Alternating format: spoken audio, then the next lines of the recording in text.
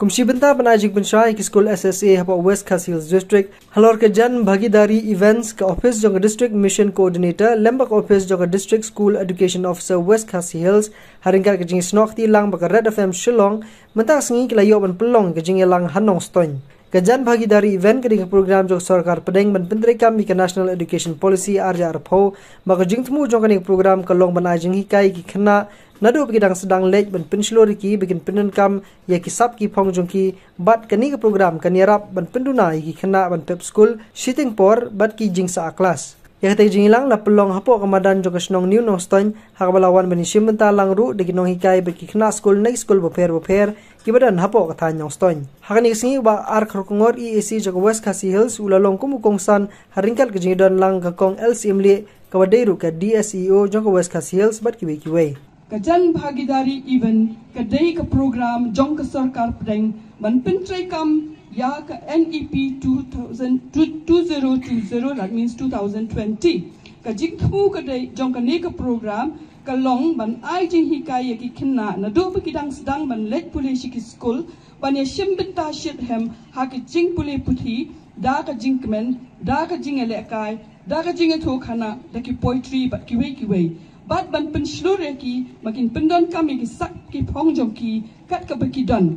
kani ke program kan yarap ban penduna ya ka jing pep school shiteng por jing sa kelas bat ban yai petenya ki jing puli hadu ban ki nakawai ka kerdan syakawai pat kadi pun kadi kata ka bekiong ka inisiatif jong government tentang ka proficiency ban improve your proficiency jong kena bakin pulih ada kajing semua buat bakin la pan kentiu tu ila dia hakin numbers hakin numeracy kita artli di bakong santam hakajik em jungi ke brio balai ngilik school katu kadi tang menginwan in pass bah exam dan ni bakin in long head long hand bingyo kam yo jam ke bobiang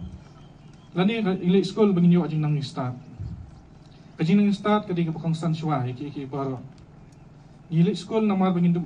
kani kajing nang start bagi nyok priang high school kan permentoy ngi kajing jungi kapamalang sngi.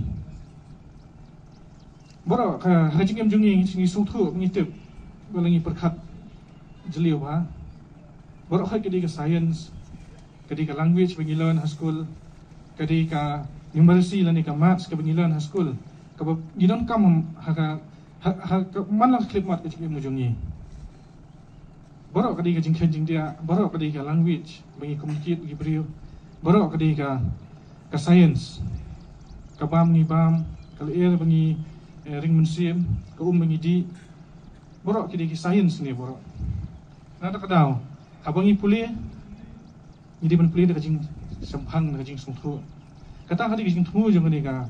inisiatif yang government. Nang kadang di benlong ta ki kena apa gidan school.